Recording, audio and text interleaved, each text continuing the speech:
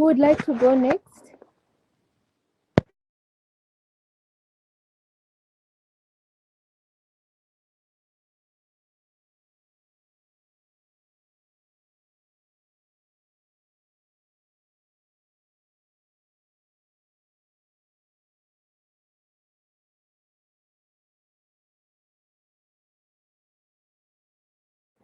Anybody that would like to go next?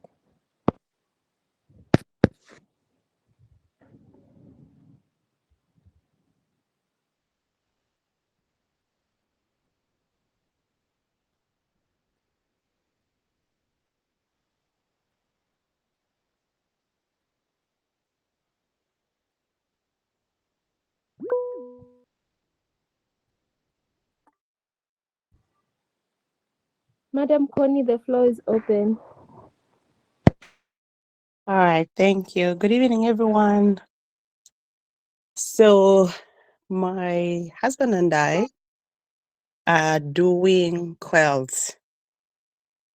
We've been doing quills, I think, for the past 2 years, but we've also been thinking of some form of integrated farming. So, we're thinking of doing dairy, but we've also tried vegetable production. So, one thing that I have appreciated from this training is the lesson, Manda, where you shared that for people who are doing like remote farming, we need to be strategic about the crops that we pick. We shouldn't select crops that need like everyday picking and or harvesting and selling. So the funny thing that happened with me is we grew a lot of impua at some point, and it really grew like it.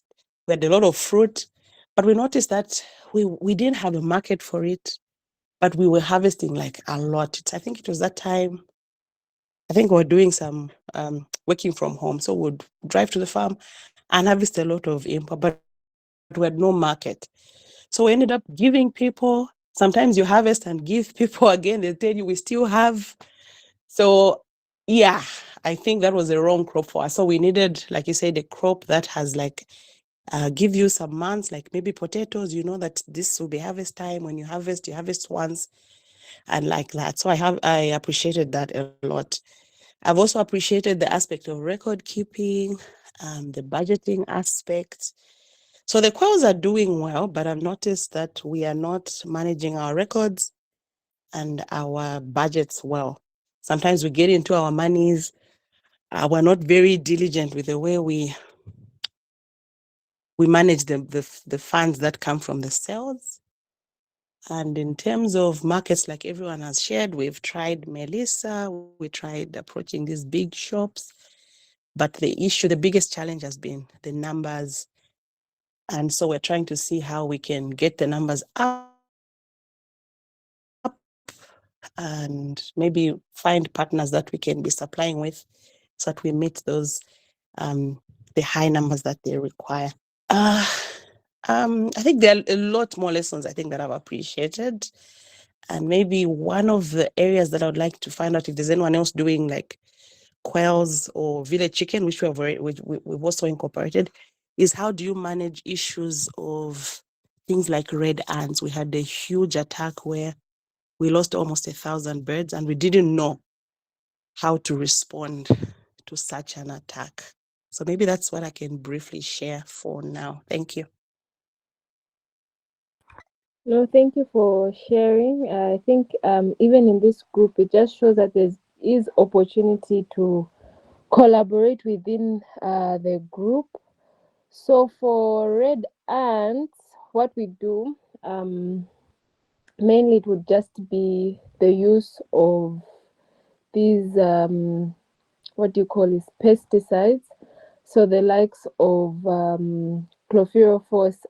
What I'll do, I'll list them in the group, things that you can try and just spray, especially if you see that there are quite a lot somewhere. I'll list the chemicals or the chemical names that you can use to spray, especially in if it's in the poultry house or just around where you have an infestation. So something that could work. Um, do we have anybody else that would like to share?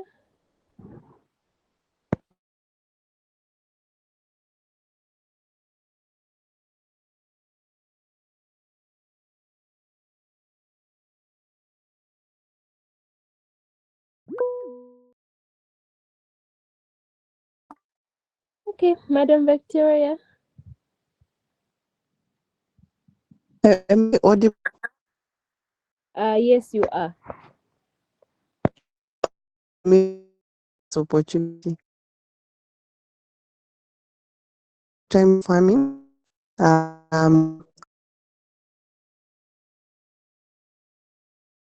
Areas to experiment, where you try to see exactly your is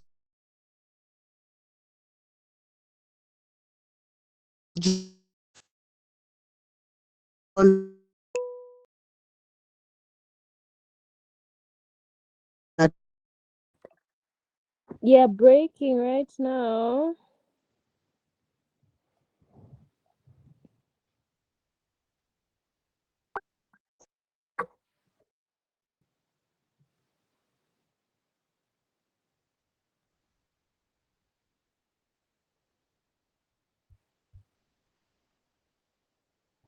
Yeah, breaking. Maybe you try again a bit later. We're not able to hear you.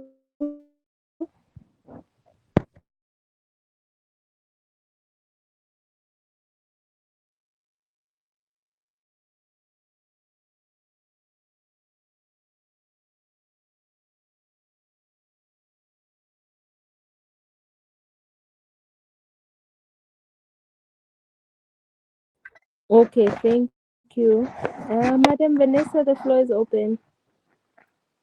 Good evening, Amanda. Good evening, everyone. Thank you. I hope you can hear me. Yes, you're audible. Okay. So, unlike everybody else, I will be a startup. Um, so the farm is situated in Ndola, Fatima area, about 2 hectares, and it will be vegetable farming, tomatoes, cabbage, and leafy greens. So initially, it's adjacent to a river. So initially, we'll do a pilot of about 0.5 hectares um, of, as I said, tomato, cabbage, and leafy greens. And it's our main object will be to see how we, obviously, to learn as well, on how well they'll perform in that area. Our target is off-season premium price windows, as we've learned from these sessions. Um, so because of our situation, where we're situated, we'll secure direct relationships with the main masala traders and supermarkets. If you've ever been to Ndola, obviously that would be the best market area.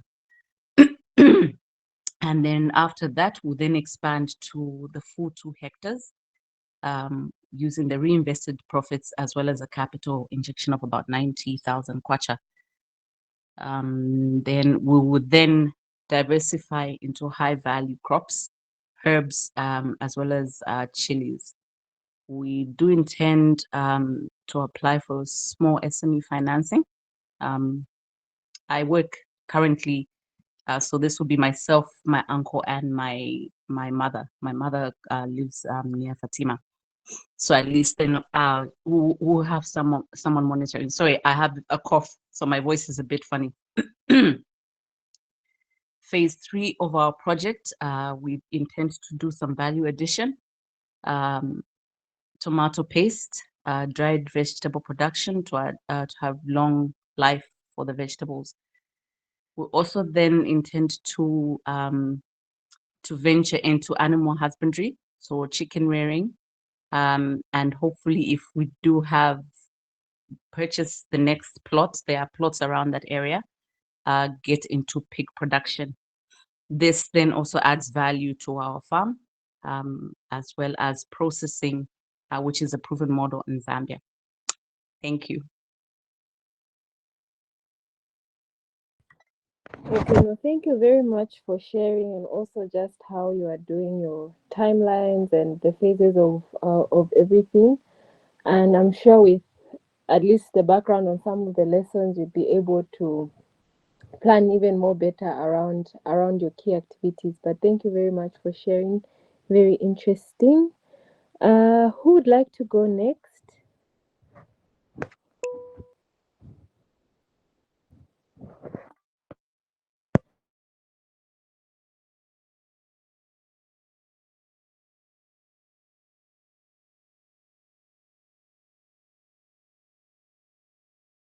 Madam Inswana, the floor is open.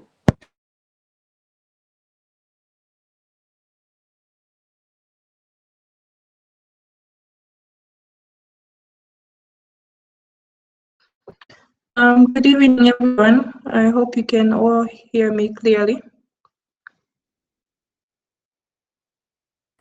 Yes, you're audible. Okay. As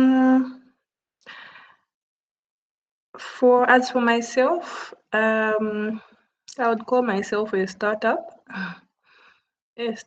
slash someone that is developing an interest in farming. I've learned a lot from the lessons we've been having. So last year I did my first ever trial as a beginner farmer. I did maize.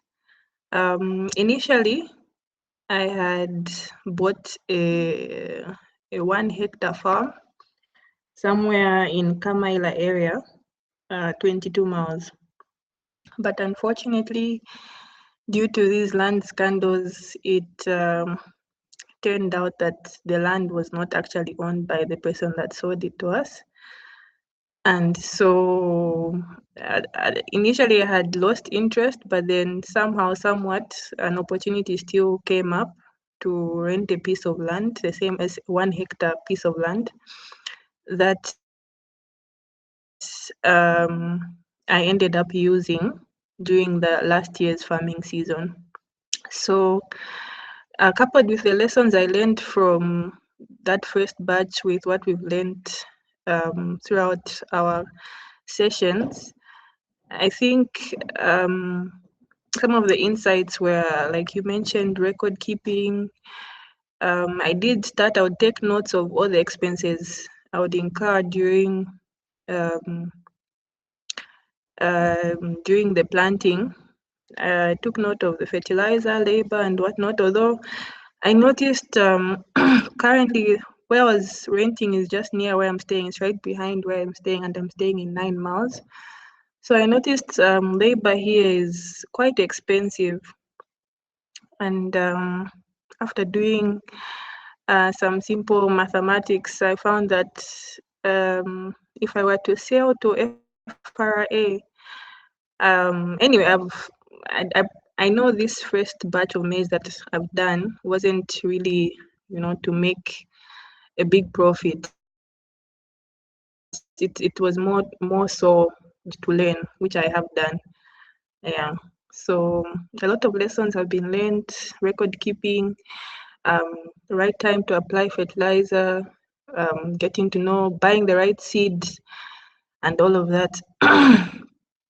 This year, I'm hoping to rent the same piece of land, maybe try soybeans, maybe give the soil a chance to recover from all those harsh fertilizers. And I don't know, I hope soybeans will perform much better than the maize. And yeah, get to learn as much as I can while trying to save and maybe acquire a different piece of land. Hopefully that will be on title. I also wanted to find out your opinion with regards to land acquisition. Is it better to buy from chiefs, like the customary land or the subjects of chiefs, or is it better to, I know the ultimate best route would be to buy titled land, but if you can't afford that route, is it better to just save and go for the titled, or maybe finding someone as trustworthy, like a trustworthy chief of sorts? I don't know if that question makes sense. But yeah, that's where I'm at now, still a startup, but trying to learn as much as I can. Okay, no, thank you for sharing your experience, and also sorry for that experience. Land is very difficult now, especially with all the issues and land issues. I mean, land issues are everywhere, regardless of places. There are always quarrels over land and boundaries and all these things. Well, for that one, sometimes it's easier to deal with the chief. I don't know who would like to share better experience. Sometimes also just if it's the chief himself, and with some people that I've spoken with, they've talked of like once they get the land, they immediately start working and developing it and not leaving it for a long time, and then all these conflicts come into place. Because that's what happened. We had a very nice piece of land in 10 miles, and it was actually the headman himself who decided just to sell it. And he said, if you don't come and get it, I'm going to use the money. I've sold it to someone else, because we hadn't yet developed it. It was in Ngwerere. So it was very unfortunate. However, if there's anybody else that could also just give better advice on this experience, please do just contribute, and then we can have the next person.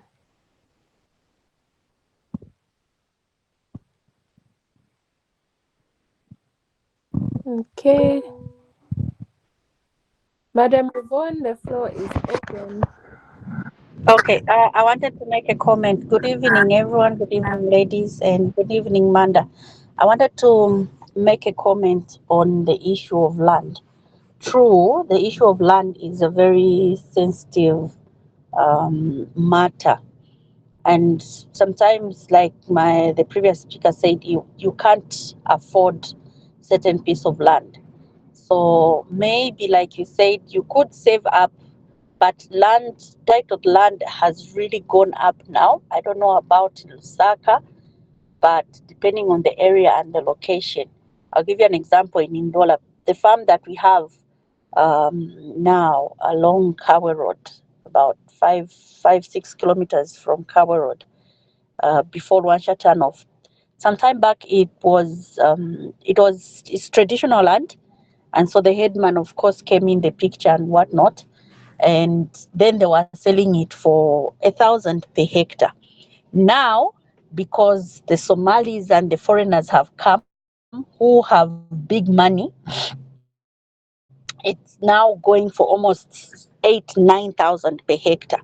So sometimes going direct to the chief through the headman and keeping like finding someone that you can trust, because these headmen also keep on chewing from you. So once you manage to get an allocation of the land, you quickly start processing it.